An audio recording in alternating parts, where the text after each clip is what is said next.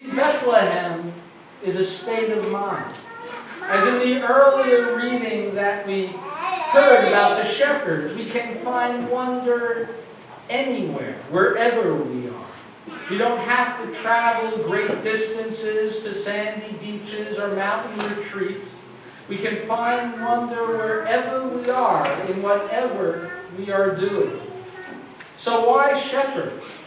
Of the 4 Gospels, only 2 of them speak about the birth narrative of Jesus, and they're quite different. In Matthew, it is the 3 wise men, foreigners, who are the witness to the birth.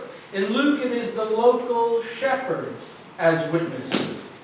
In our previous story, I actually found it pretty interesting to think about. It mentioned that the shepherds and the wise men met up together in Bethlehem. And I'd always thought of that as sort of an either-or story, either the wise men or the shepherds. And I kind of like to think of them gathering together at the ale house and having a drink together.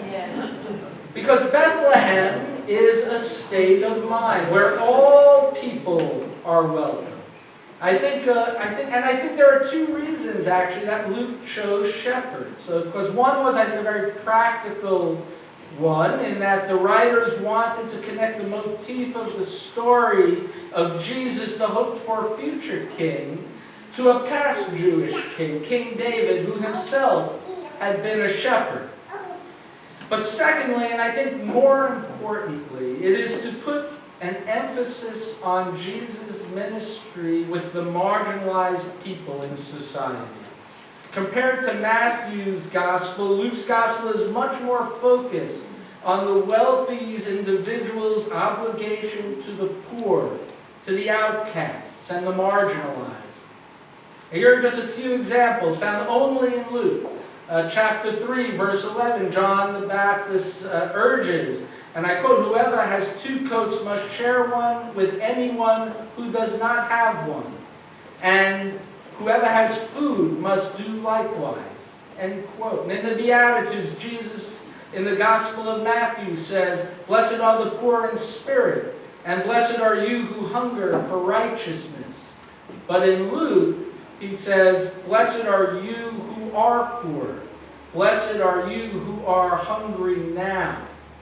End quote.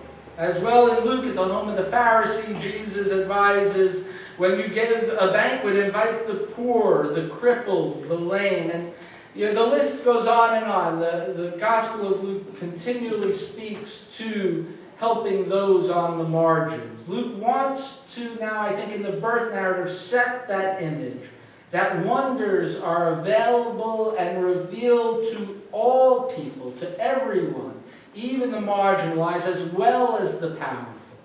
As our Unitarian Universalist first principle states, that we affirm and promote the inherent worth and dignity of every person.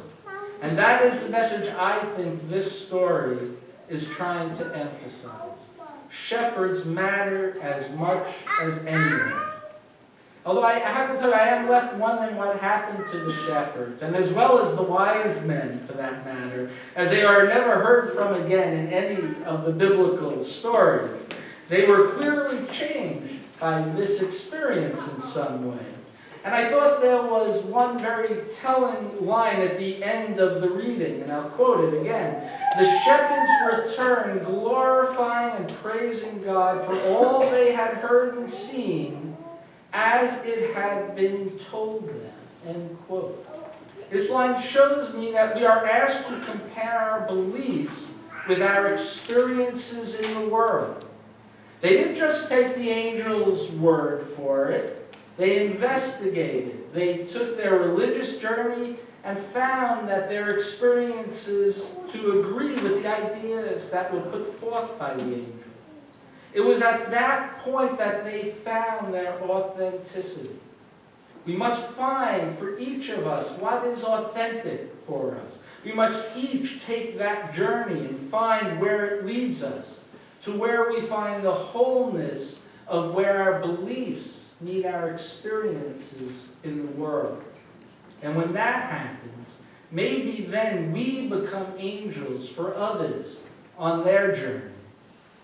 And so for tonight, though, I wish for you what Zechariah, father of John the Baptist, wished for his son. In Luke chapter 1, verse 76, and I quote, "And you will be called the prophet of the Most High, for you will go to prepare the way, to give knowledge of salvation to people through forgiveness.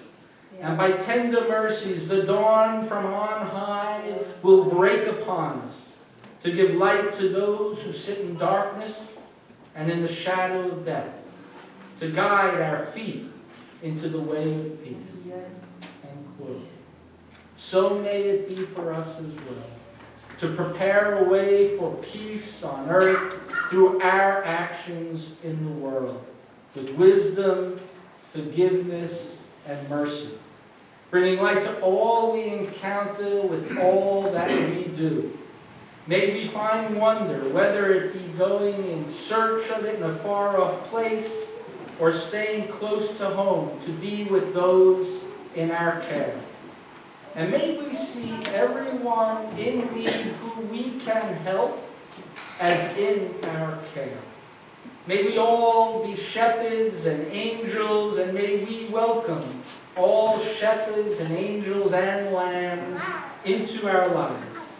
May we stay in that Bethlehem state of mind, searching for wonder. May it be so.